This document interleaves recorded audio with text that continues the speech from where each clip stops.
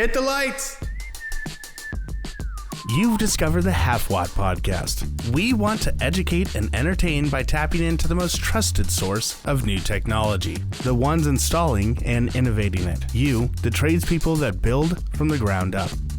Join us as we talk with industry leaders, veteran contractors, and even some young blood. Welcome aboard. Today, I'm honored to have in the studio with me Colton Reyes. Hi, Colton. Hi, Mike. What's going on, gangster? Not a whole lot. Nice. But I'm honored to be here. I appreciate you stopping by. So, just so that everybody who doesn't know Colton, and you all should by this point, I met Colton. You were a student? Yeah, you were a student, and you were working for, I think, Point Monitor at that point. Yes, the first class that I took was your specialized controls class, and I was in my latter half of my first year. Yeah. Yeah. And you were working for PM at the time. Yep. Awesome. And you had this propensity to want to do fire. Yes. Which, I don't know where you come up with that. Like, whatever. It's rare, I guess. And then you went from, so Point Monitor, you got your base training there on wire pulling and terminations and such. Yes. And then you went to Allied. Yeah. And Allied was, I had done some business with Allied when I worked at United. They did our keys and stuff. I knew Tom. Mm-hmm. Lock and safe side, yeah. Lock and safe side, yeah. And then you were actually doing really well there. And then Yeah. what changed at Allied? I forgot. Well, I journeyed out at Allied, Mm-hmm. so I got to finish the apprenticeship program there. And then I basically was told to just do everything you can and be the best technician you can be. And I did. I shot for the moon and Mm-hmm. tried to learn everything I could and tried to be as efficient as possible and just make sure that everything was quality. Yeah. Because we also did our own service, and I didn't want to have to go back didn't have to wanna go back. another site that I just did, within 90 days. You were installing Silent Night there, but also there was other. You did some Did you DMP at that point? Yes. Okay, so Yeah. they were a big DMP dealer. Yeah, they a decent sized. They weren't like huge. I guess they were classified level 2. Mm-hmm. But they did Silent Night, Potter, Firelight. Mm-hmm.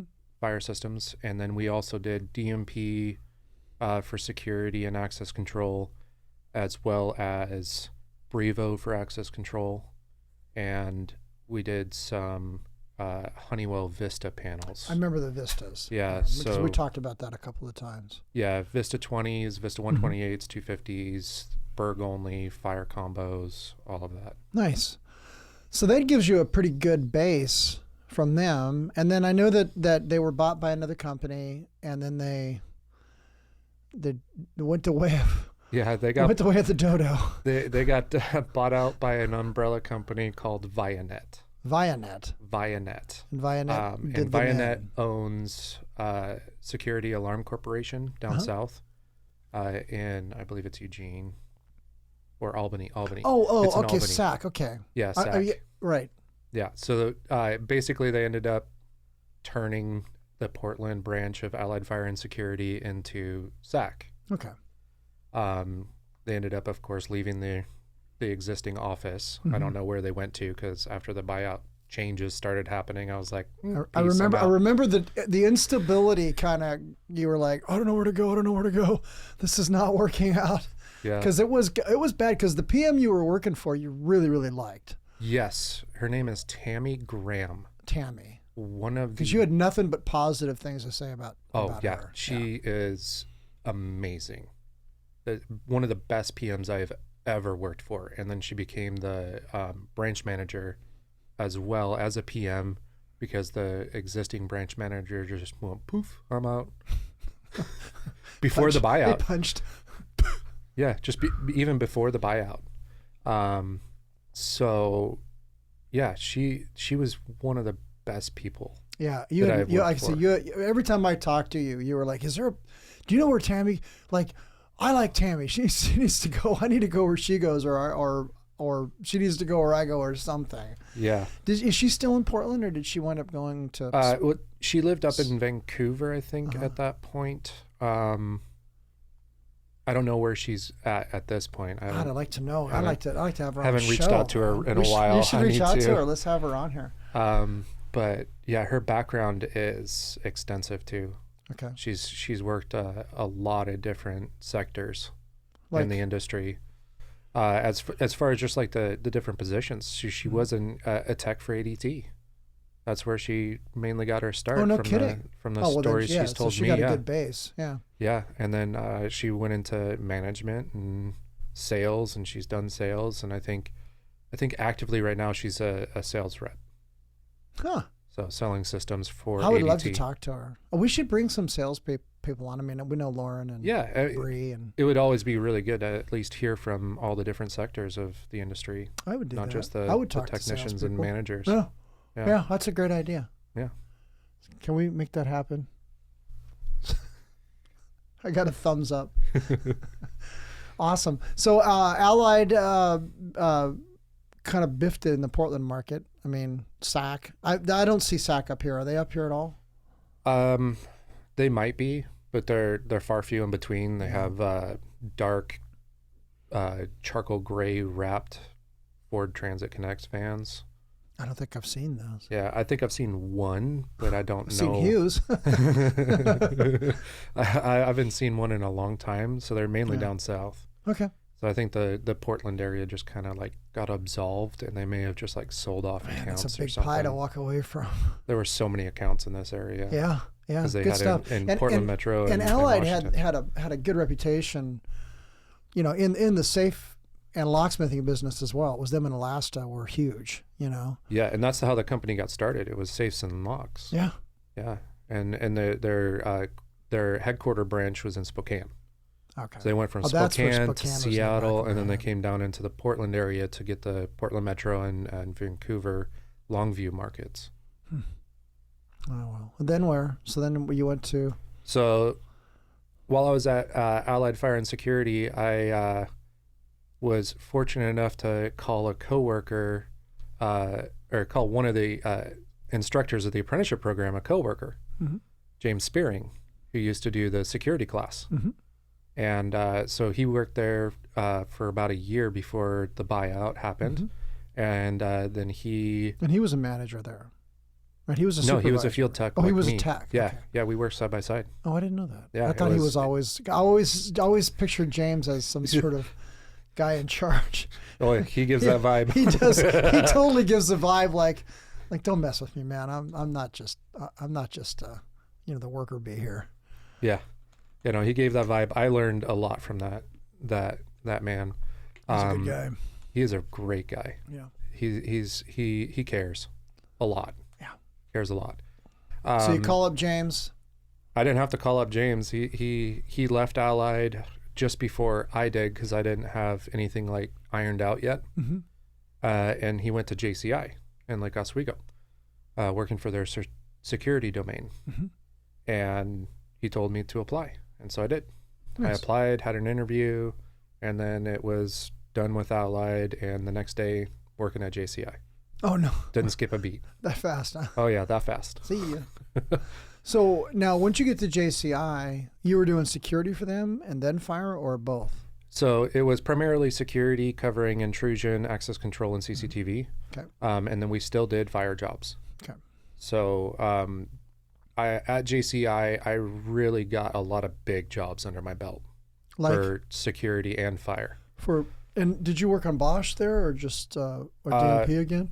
I touched a few Bosch there, and I unfortunately got certified in Bosch. Did you really? Yeah, I got certified in DMP there, certified in Simplex panels there. So they were really like they wanted you to get certified and stuff. Were you certified with Allied? Did they make sure that you got certified, or that you? They got me certified in Potter, Uh-huh. so that's where I got my Potter cert. And then they got me certified in AutoCall. I did not know that. Yeah, the Really? rebooted the name through JCI. Okay. Yeah, because they rebooted AutoCall, Okay.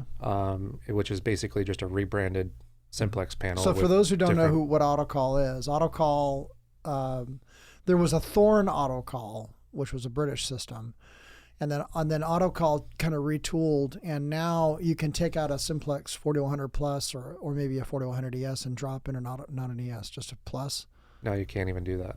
No, that's what they told us at PSI was that, yeah, you could take out a 4100 and drop in an autocall and it'll talk to all the devices. Is that not? Is that tell me?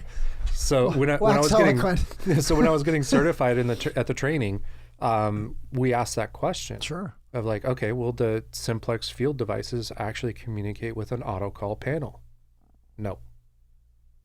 It's a completely different communication format.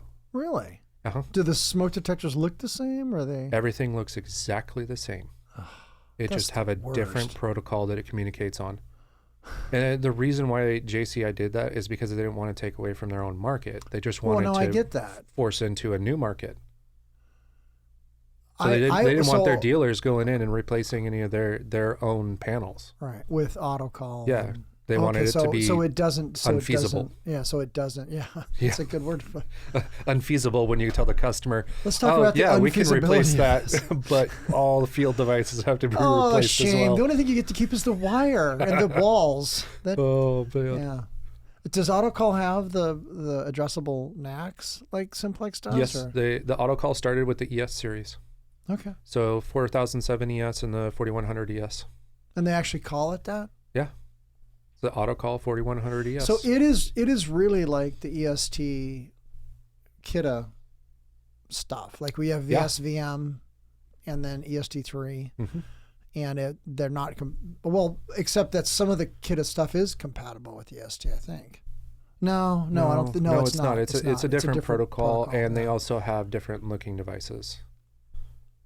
You can't not all of them are the same. Stranger looking than EST3. So I mean, a control relay looks like a Silent Night one. Oh, okay. Yeah, it physically kind of looks like it. I always liked the EST stuff because it was so tiny. Yeah, it's like, here's your CR. It's just CRH. Don't break it. Don't break it.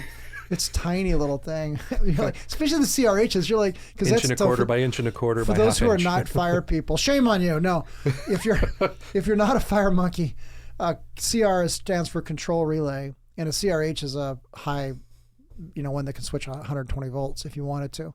So it's got a way to isolate it so that the 120 doesn't bleed over onto the SLC.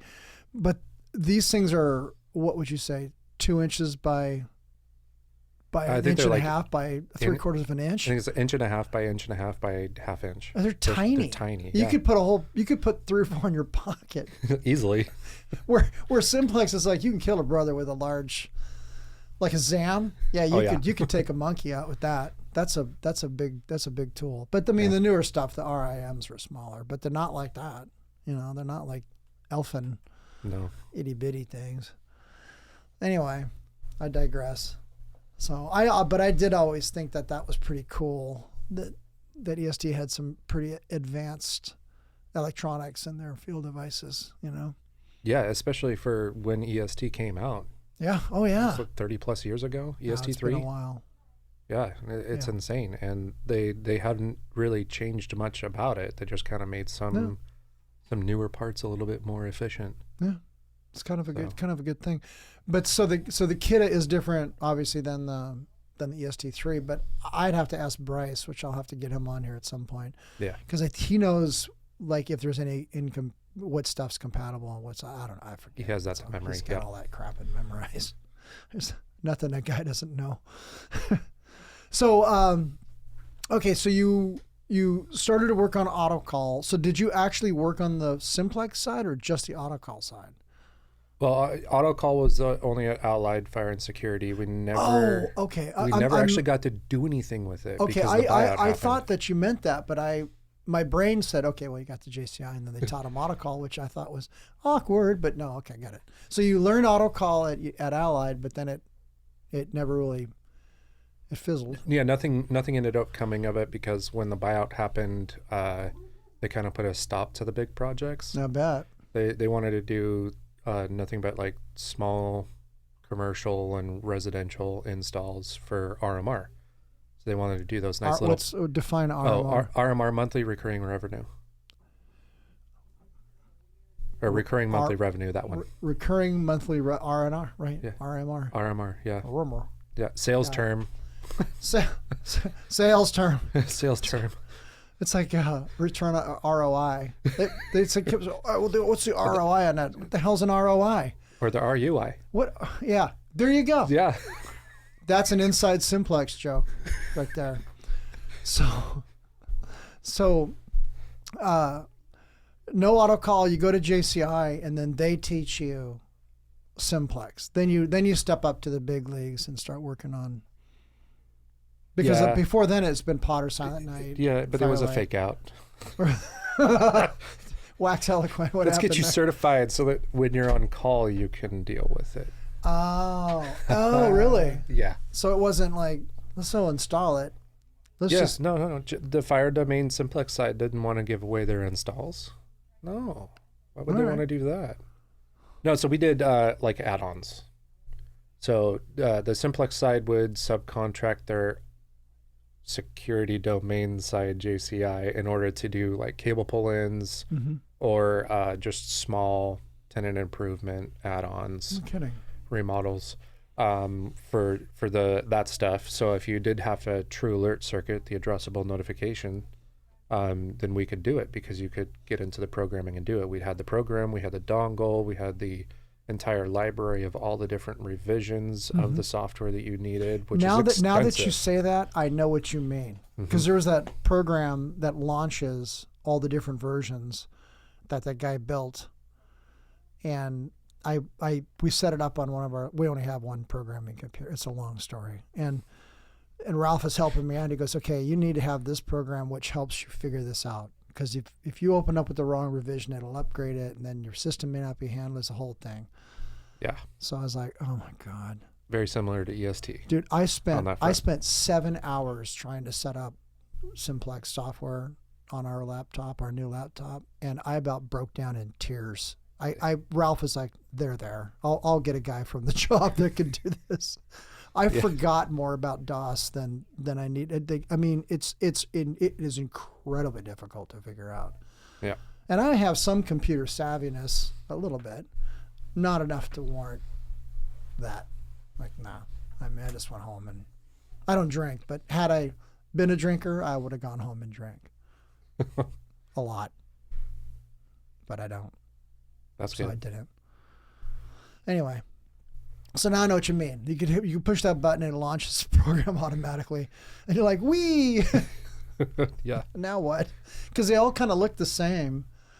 They do. There's just a bunch of numbers with a bunch of dots in different locations, and you just got to choose the right one. Yeah. If you saw our archaic programming computer, yeah, you could crack nuts with this thing. It's big. Almost military grade. Dang, man. Well, what we're trying to put the program on is one of those armored laptops like you see the cops carry. Yeah. You know, that you can kill a brother with one of them. But that's not what we have now. We have like a pull start Dell, and it's got an old like load of Windows on it because, you know, you can't put it on the network, and then Microsoft pops up about every 10 seconds to remind you that this is a pirated version, which it's not. Thanks, Microsoft. Thanks, Bill. But anyway, I digress. So it's almost like the EST2 laptop at PSI. Yeah, exactly. The one laptop. I need that. Windows 98. ME. Well, you know, I was when I worked at OHSU the first time, they painstakingly moved us from Windows 3.11 to 95 to like, I don't know, XP. Or maybe it was 2000. I think it was 2000. And I was one of the last three people. Like, there was only like 12,000 people that worked there at the time, and I was like one of the last three people to convert over from 2000 to XP. Wow. Like, every time the IT lady showed up, I'm like, no, too important. I would like throw myself on the machine. And so I kept gaffing her. And the ITG people at OHSU, they do not screw around. Like, there's only so many chances you get before they come after you with a club. You're going to get this thing changed out.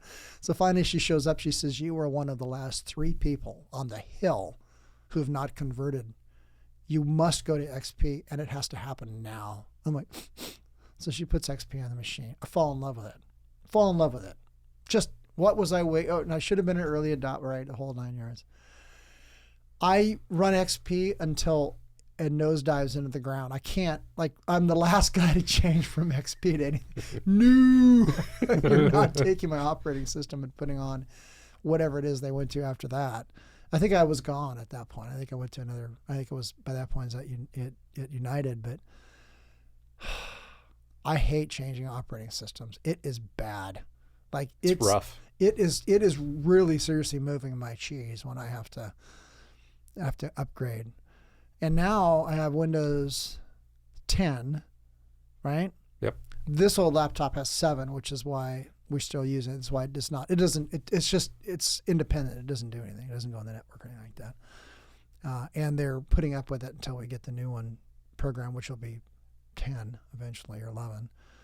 But man, I like XP. Honest to God. If I could go back to XP, and you remember on 7 you could like, do you want it to look like XP? Oh yeah. I want it to be XP. I don't want it to look like it. I want it to work like it worked on XP.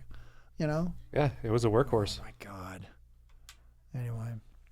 So then you go and so they teach you 4100 painstakingly, no, unwillingly. Well, they did it with the intention of just us being able to do it if we needed to for 4100 and 4007. Nice. ES panels. I've only worked on one 4007. I like them. And it was really cool. It I was like really them. Those neat. touchscreens are very legit. You can get lost pretty easily, but once you get the hang of it, it's just a real nice tool to have. And we don't have anything like that. Everything we have on the hill is ESU or 4100 plus. There's some NDUs, but none of them have that fancy, that newfangled graphic screen. We don't have any of that stuff, man.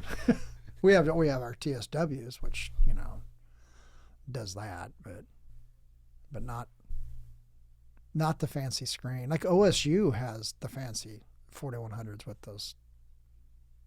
Maybe they're 4007s. I don't know. I mean, the 4007s look like the same size as a 4010, an old 4010. They must be that.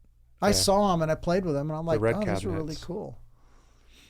You can get them in that off gray, but they're usually the red cabinets that I've seen. Good stuff. So I then worked on more Simplex at PSI than I ever did at JCI. No way, seriously? Seriously. I remember we had our butts handed to us at the high school. What's this deal? Oh, man. We don't need to talk about that place. That's a bad day. Though I found some serious ground faults left and right over there. Yeah. Found a lot of it. Yeah, we ran into that on a 4020 we replaced and put in a SK when I worked at PSI at a particular school in a particular community, which I won't mention. And I was explaining this to a guy today. There was a ground fault on one of the MapNet circuits. That's how old it was.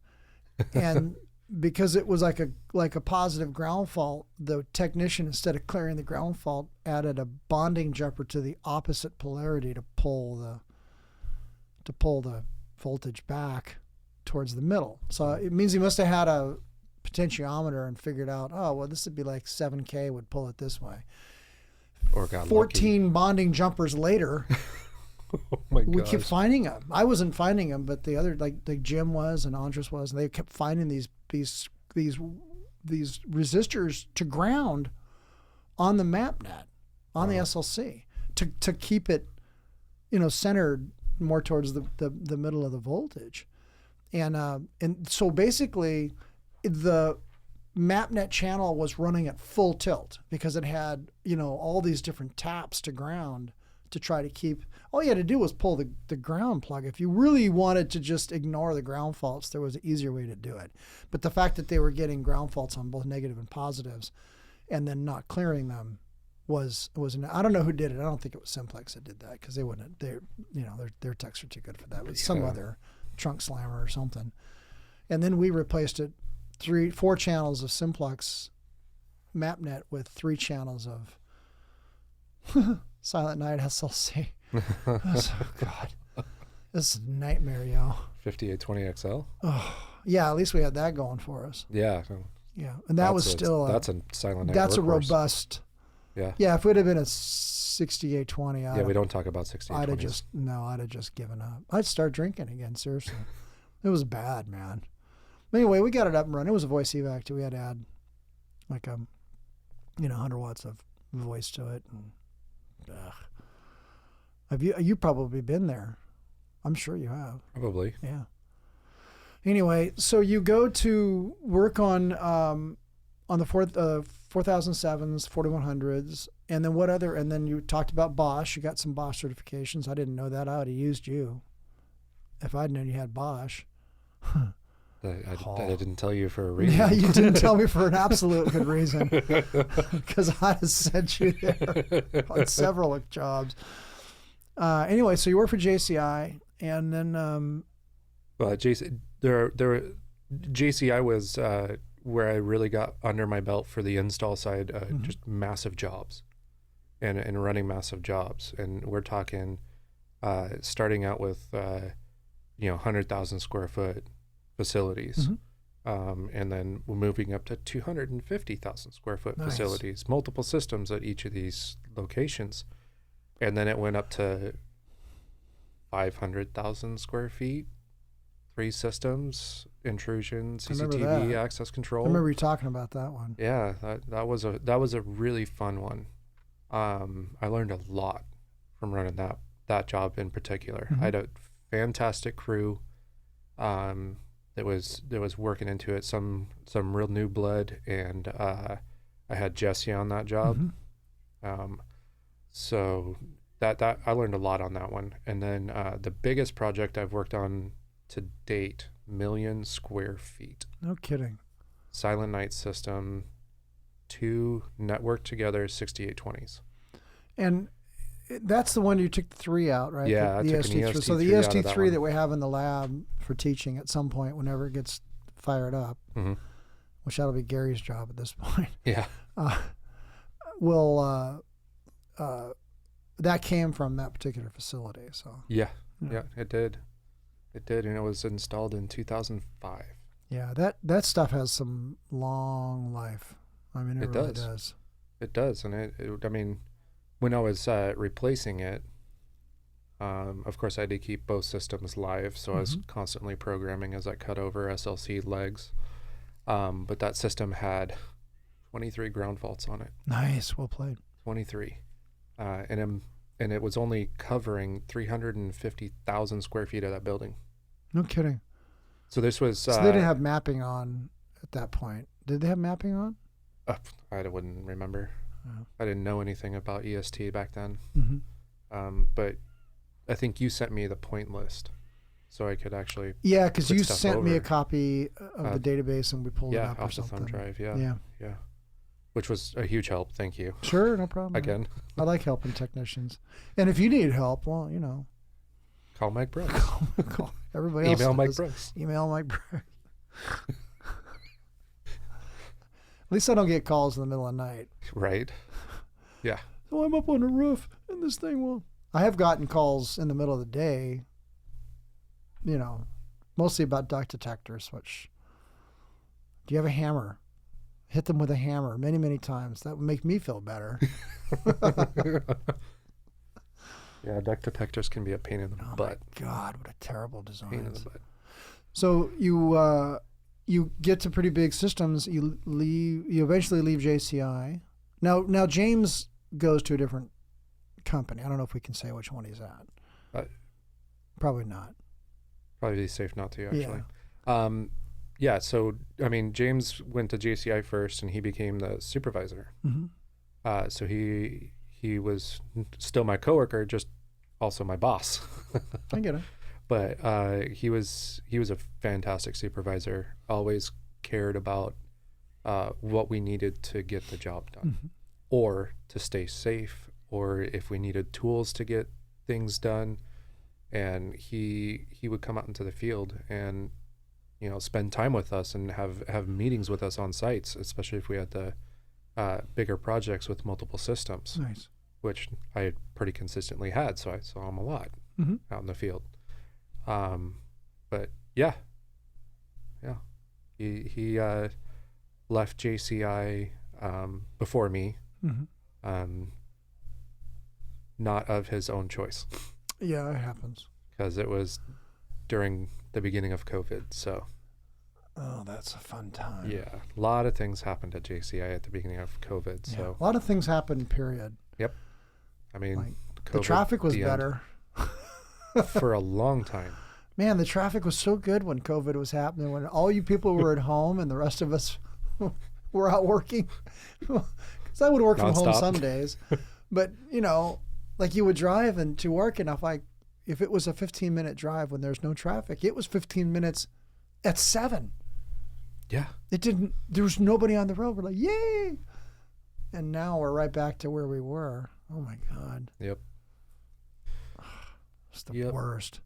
Portland traffic is, I shouldn't complain because Portland does not have traffic like Other Seattle places. Yeah. or LA or San Diego, but Yeah. still. Yep. It's a miniature traffic issue, but it really Has a big impact it has a still. big impact. I had to drive through Lake Oswego today. I'm just going to say that right now. I couldn't go across the Smellwood Bridge. I had to go through Lake Oswego. I mean, I felt like I should have got a frappuccino or something for that. So yeah, something froofy. Yeah. But no, I mean, I just blew right there like I own the place. Anyway. So why did you leave JCI to, well, I don't know if you want to say that, but you came to PSI. I hired you at PSI. Yeah. And I mean, the truth of the matter is I attempted several times to get to PSI and work with you over the years. I think it was like 3 tries. I think it was 3, yeah. 3 tries, and then the fourth one I actually worked, or was it the third one? I think that everything had to be right. I think I mean, it's so pay has to be there, and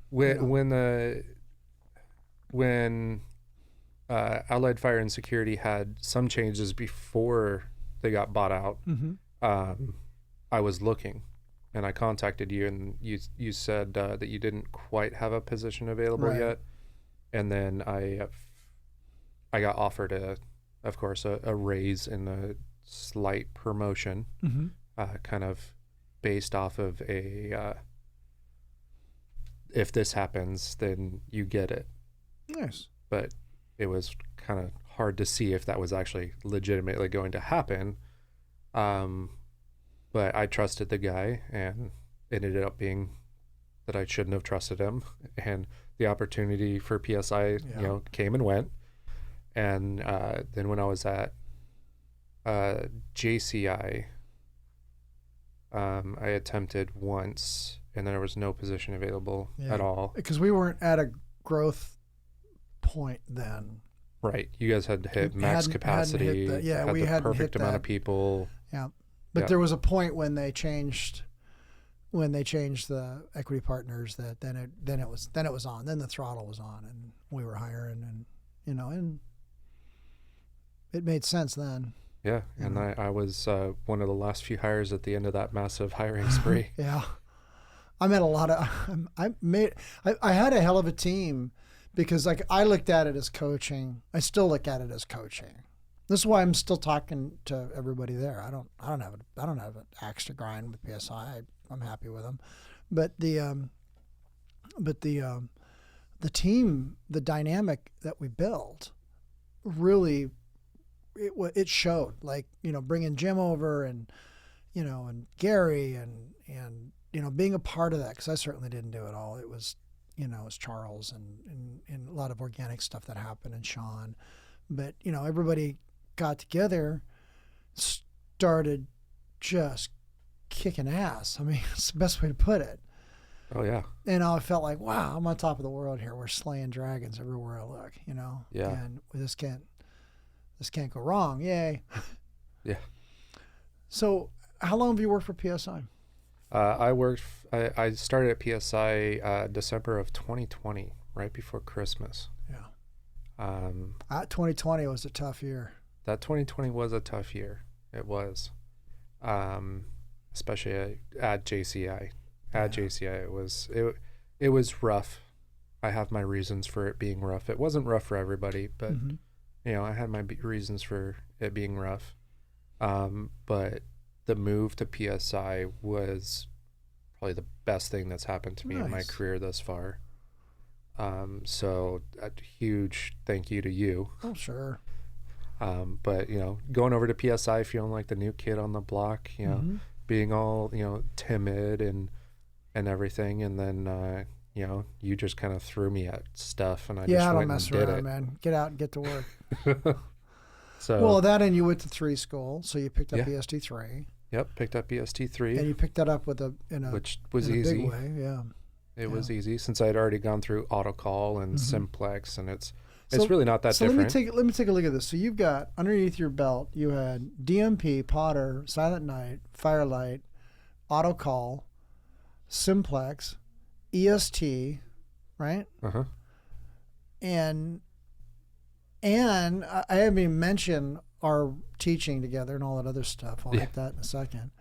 What other brands are you working on? That I think that's about it. You don't really work on those are those are at least the certifications. Mm-hmm. I've worked on several different manufacturers for camera systems. OpenEye, which I'm glad I don't work on those anymore. They're issue prone. Okay. Vivotech, probably one of the best lower end, but not super low. They got a wide range of capacities for things. French-based company, and they do everything from small 4 camera systems all the way up to like ODOT status traffic cameras. They're big. The professional stuff. Yeah, so they go big, and they have a cloud-based VMS set up. What's a VMS? Virtual management software. Okay. So it's basically a camera client software that can be located on a computer wherever, or a server wherever, and you just log into it. It's massive, and you can link up a lot of different NVRs, network video recorders. So, and then they can pick and choose. You can pick and choose what you want the NVR to record locally. Yeah, but like the NVR in itself is a camera system, and you just you program the cameras to it and everything. But the virtual management software you can take and have multiple NVRs connected to that VMS. Dang! So you can literally, if you're a big company that has multiple locations and every single location has NVRs to it, you can then from corporate watch everything, review all footage. So then, because we talked about access control stuff and cameras. So let's back up a little bit. When did you get involved? Because after you turned out, you rolled back as an instructor first, or did you go to the JATC committee? Which one did you do first? So I carded out, and then a year later I joined the JATC committee for the IAC apprenticeship program. And I guess with 2018. Yeah, that's when I started. Quite a while ago. So 2 years before you came. Yeah, because I got my card in 2017. Okay. So 2018 is when I started that. So kids, I want you to look at the timeline here. You carded out in 2017, which means you got involved in 2014, right? 13. 2000. So you've been involved in the industry since 2000. So you're 9 years in the industry. 9 years in the industry. Yep. You carded out in 17. You joined the committee in 18. You've got this list that I've written down here of devices that you work on, and we haven't hit them all. Nope. Right? Now you roll back as an instructor to teach integrated systems, correct? Yes. And you took that over from James? No. Integrated systems didn't used to exist. It didn't exist at all. It was CCTV, and I took that away from John.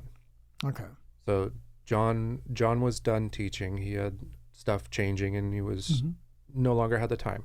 So he wanted to step down. And that was and Bell. he was on the John committee Bell. with us. Right. John Chandler. Oh, John Chandler. John Chandler. What am I thinking of Bell for? I don't know. I don't know either. I don't know. I'm old.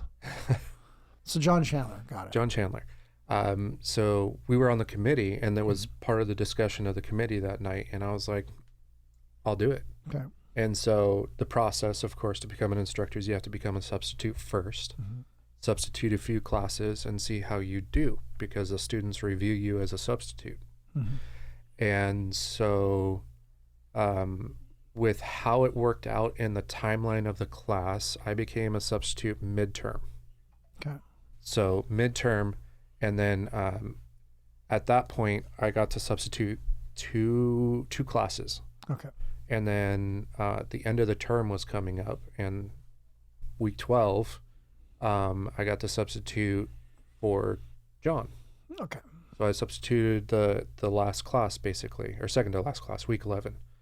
And just, started to get the feel of what the curriculum was for that class as CCTV, which it was extremely outdated because the curriculum book was from 2012. And that's still using old technology. Extremely old. IP was still new in that book.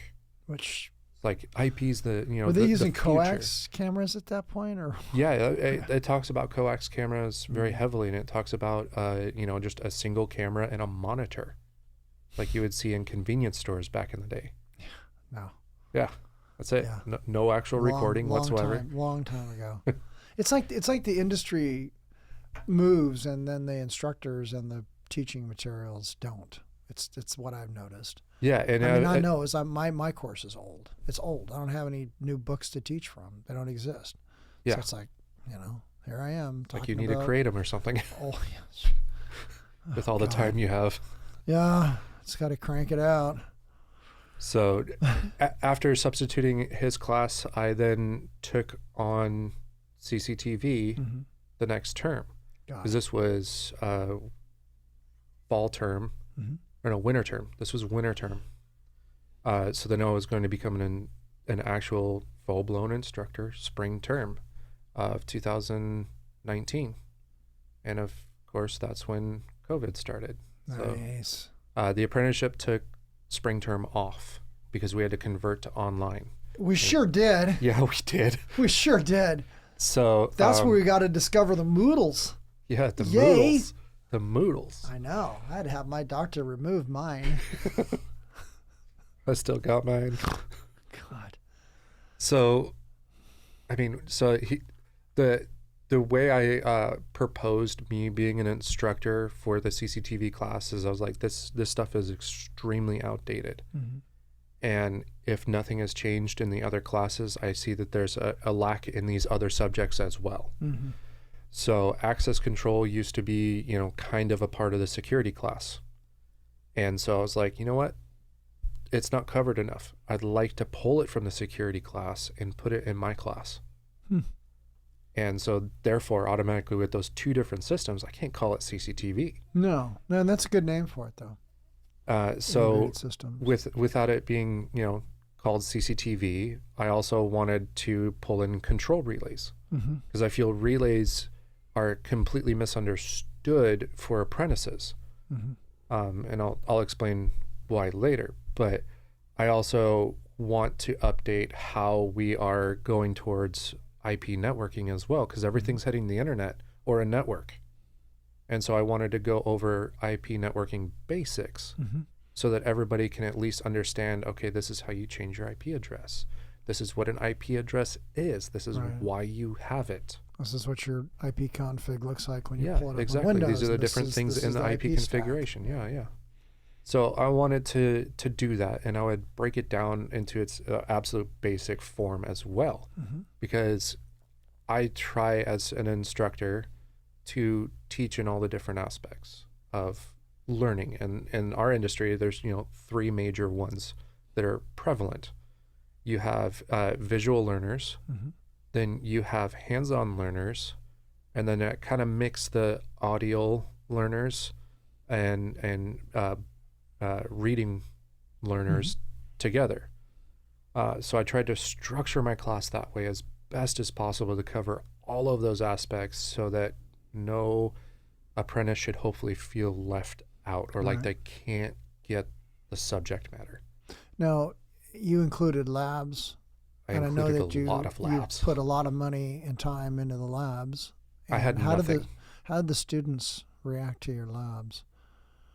When we actually came back into in person, when I opened up the night, right, first night of class, and I tell them how many labs we're doing, they're like, "You're not joking, right?" No. This is the way I structure my class. We do, roll call, we do a lecture on a subject, and then we go to the lab and we do it. Nice.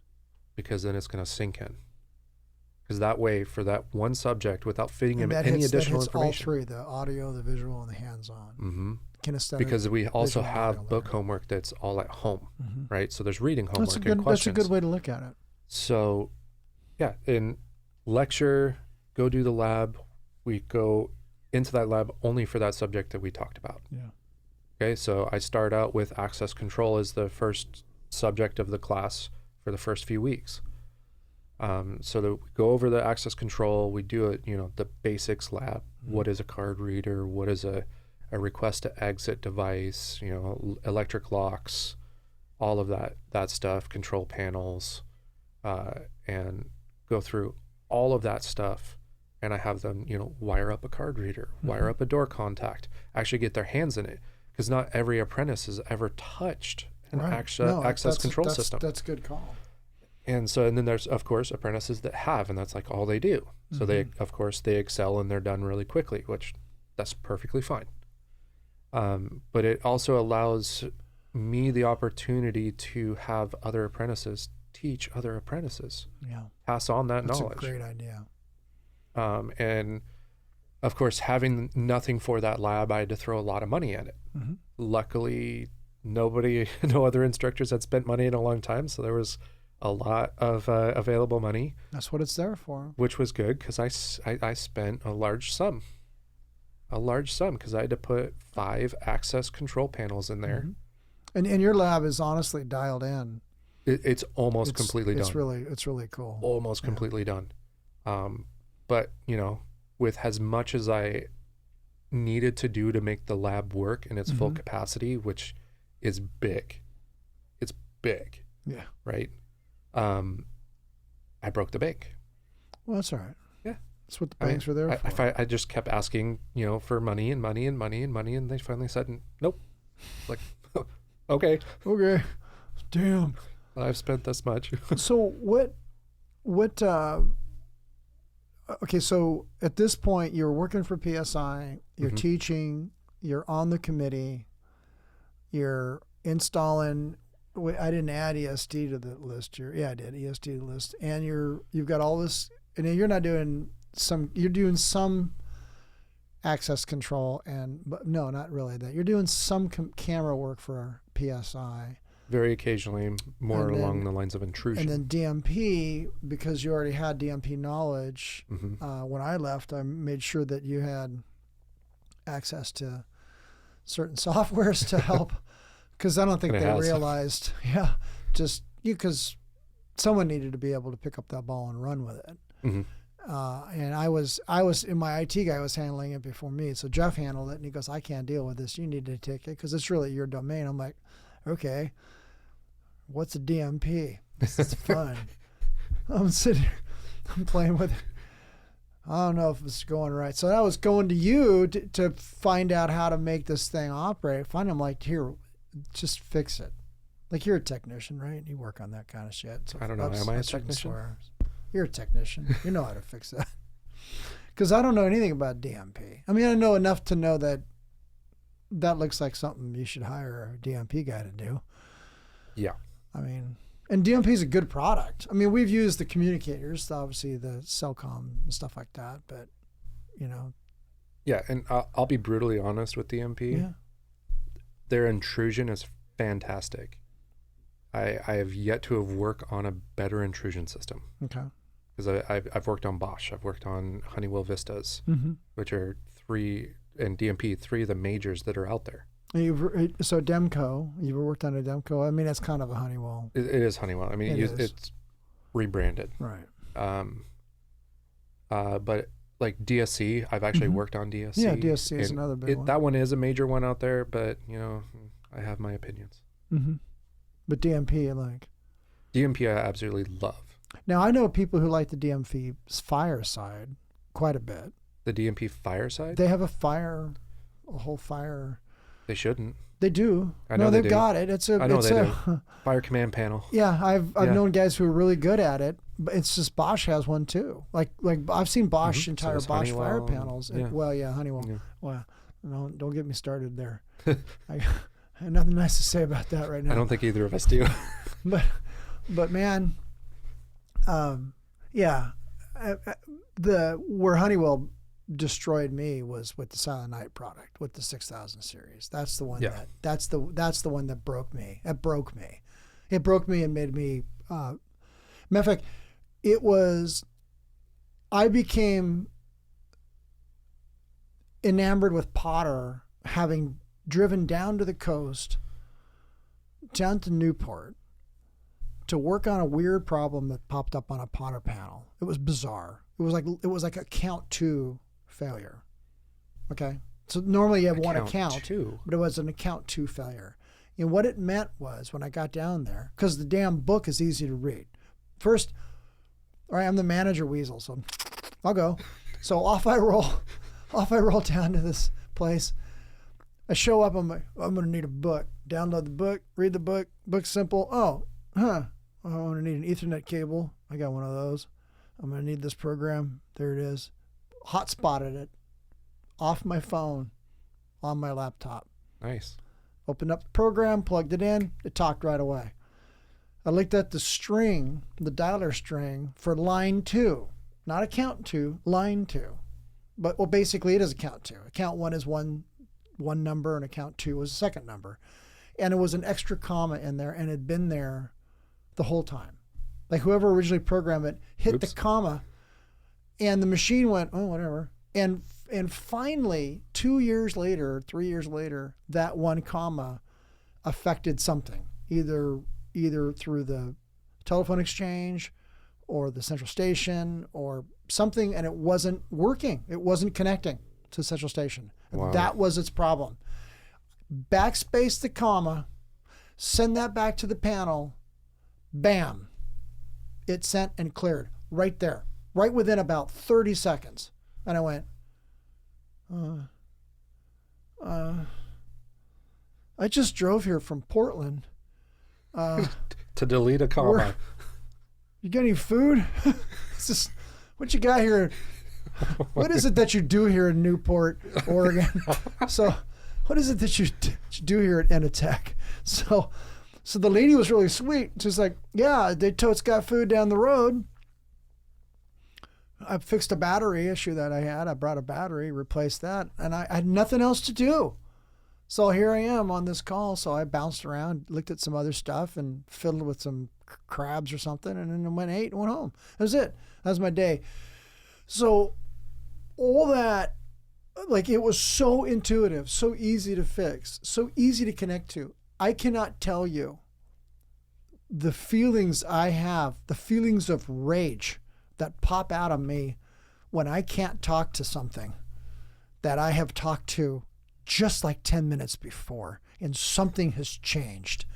There is no feeling that there are a string of cuss words that come out of my mouth when I just talked to a Silent Night panel and now I can't. And I have to restart my computer and restart the node and plug it in and sacrifice a chicken. I have no idea what the hell's gone wrong. Or like when there's an Ethernet connection on the new SKs that works. I don't know, flip a coin. Today it works, tomorrow it don't. Have a nice life. Stuff like that. It's just the inconsistencies of some of the newer stuff just drove me insane. Yeah. Not Potter, no, doesn't matter. If I walk up to a PFC panel, that's the one that's got all the pre-programmed. I walked out to an account. Matter of fact, it was Jay Judd's account because he works for ABM. I walked out to his place of business. He had a little tiny issue. Pull up the panel, pull up the book, change the program, which is all done by keystrokes, which is easy for me because I'm old. Done. Bam. Solved the problem. Went and tested it. Worked fine. Last long time. Just like that. In and out in 25, 30 minutes. And then a test. I'm just like, I'm even thinking about it. I have anxiety. so it's like, that means when you're pushed for return on investment and, you're pushing your technicians out to get stuff done in a timely fashion, and you have all these things happening, all these time commitments, and then you yourself, the big dog, goes out and gets stumped by a $700 panel that you can't communicate to because of whatever, because the moon's in the wrong goddamn orbit. You don't know. You know what I'm saying? Yep. You're just completely stymied. And I'm thinking, well, I'm the manager. I should know all this stuff. My technicians are having the same problem I'm having. I don't think it's me. I don't think it's the company. But, you've got commitments. And so, sometimes you just go, that's it. That's the last straw. I'm going to burn down the building. That's the last straw. I'll take my business to the competitor, which is what I did. I'm like, we're not doing this anymore. We're not. I'm done. And my worst was putting a 6000 series panel on the wall, and the client, 7 or 8 weeks later, calling me up, going, I bought a 5820 out of California, and I'm shipping it to your house, which he did. Whoa. He bought one off the shelf in California, shipped it to my house, and I took Jason and had Jason go and install it. Replace the 6820 Replace with the 6000 series. Wow. The guy says this thing, and I think he took it out and threw rocks at it. He's like, we're done with this. And he went back. He went back at technology. I mean, we covered the costs on our end. We didn't, Yeah, it's still sad that going back in technology was a better choice. Yeah. I mean, that's how. And this was a client goes, what would you do if you were me? And I said, I'd probably get it 5820 is what I'd do. Done. I'll call you tomorrow. Where's your address? Well, here it is. Here comes the FedEx guy or whatever. Are you Mike? Yeah, this is for you. Crap. Good luck. Oh God. Anyway, so you've got all this.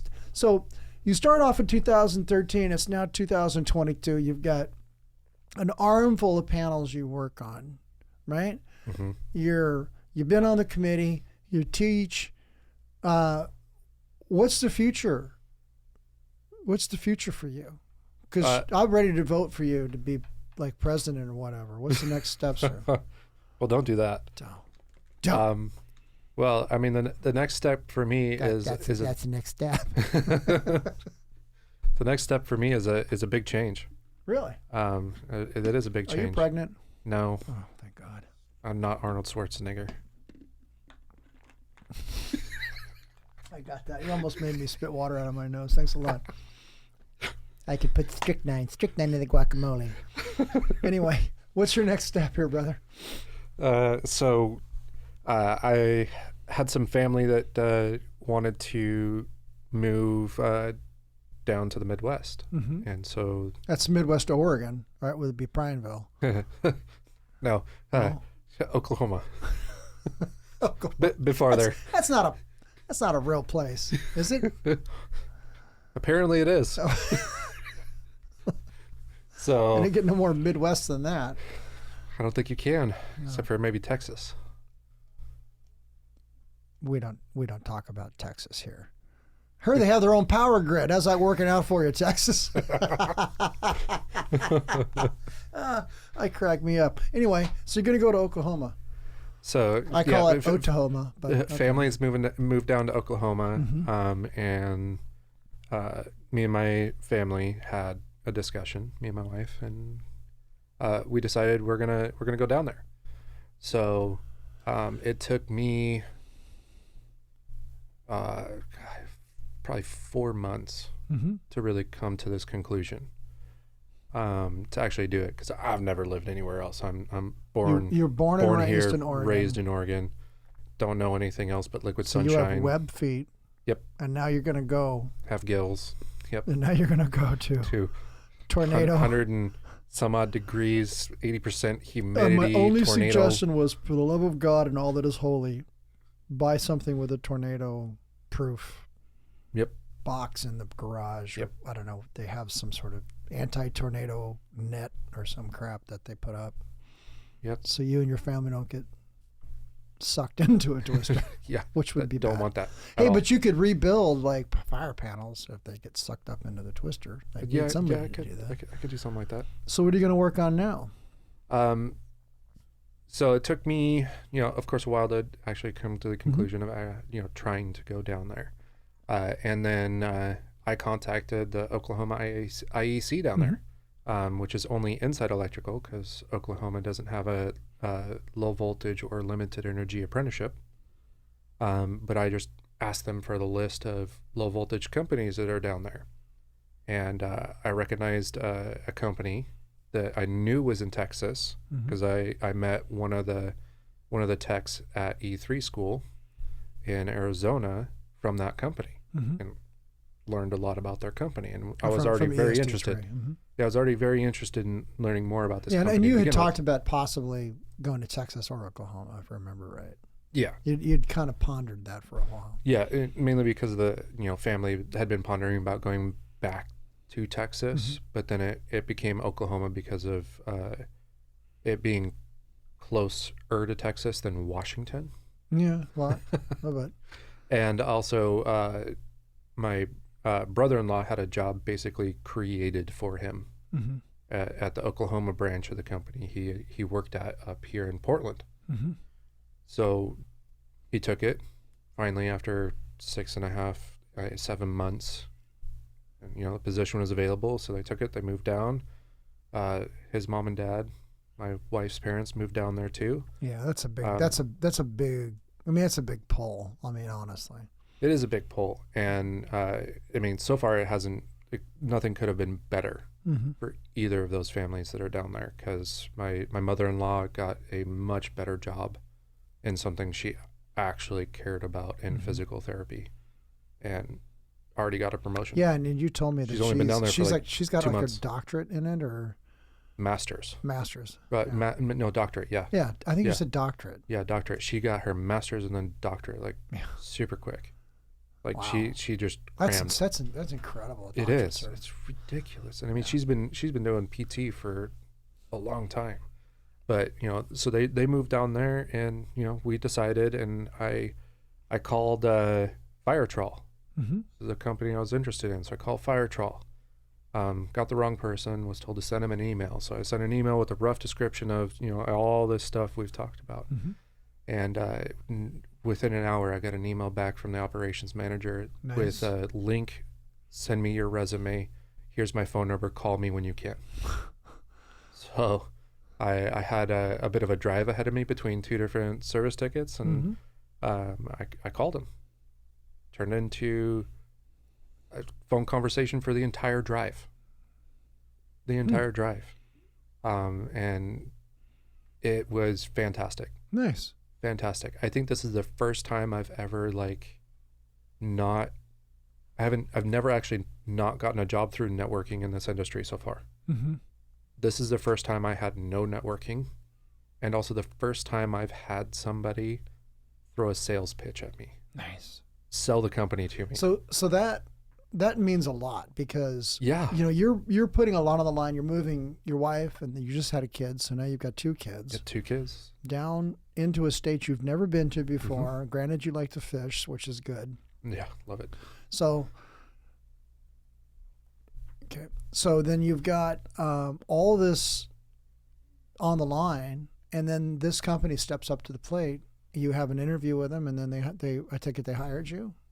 Yeah, they did. They were like, we want you. You're going to fill all the gaps that we have. And now, I'm seeing, because I know the guy at IEC. I know the training agent there. I met him when I was on the A&T committee. Yeah, really, really, really sweetheart guy. So I'm thinking that it won't take you too long before you're moving in that circle down there. I really hope that you're able to set something up down there because I'm intentionally going to seek it out. I bet. Because if you're at the tip of the spear here of America, which is what the Northwest is for limited energy, I don't care where else you're from, right? The people in New York and Chicago are going, whatever, get out. And Florida. I'd say it right back, so. But yeah. But you're not here. You're there. So we're here. We have a podcast. Let that be a lesson to you. But, you're really going to go down there and I think show them what can be done if you train. And Oklahoma could be very well. Yeah, and they loved that I was involved in the committee. Mm-hmm. They loved that I was an apprentice instructor. Yep. And they just wanted me to come down. Period. They wanted me for this. I have to say that in all the time I've known you, and I've known you since I would say 2000, and I want to say 17, right? No, you turned out in 17, so I knew you before that. It had to be 15. Yeah, 2015. 15 or 14. Was specialized controls, and then 2016 fire alarm. Yeah. I don't have that kind of a memory to remember those dates. So I've known you all that time, and I've watched you grow into this field. Mm-hmm. So you're 9 years in, and you're about to make this seriously big move. Yeah. So I'm anxious to see how this all plays out, because I think in 9 years from now, when I have you back on the podcast, maybe before then, but I think you're really gonna be a big shaker and mover there, man. I really do. I mean, I hope so. I hope so too. I'll take opportunities as they come, but I'm always going to try to strive to grow. Yeah. Because I like to consider myself a student for life, because there's always new things to learn. I can always improve what I already know and do. Nice. I wish you nothing but luck, man. And I have nothing but love for you anyway, and you already knew that. So. Mm-hmm. All right. Well, I really appreciate you sitting down with me tonight, and let's do some round table. Sound good? Yeah. All right.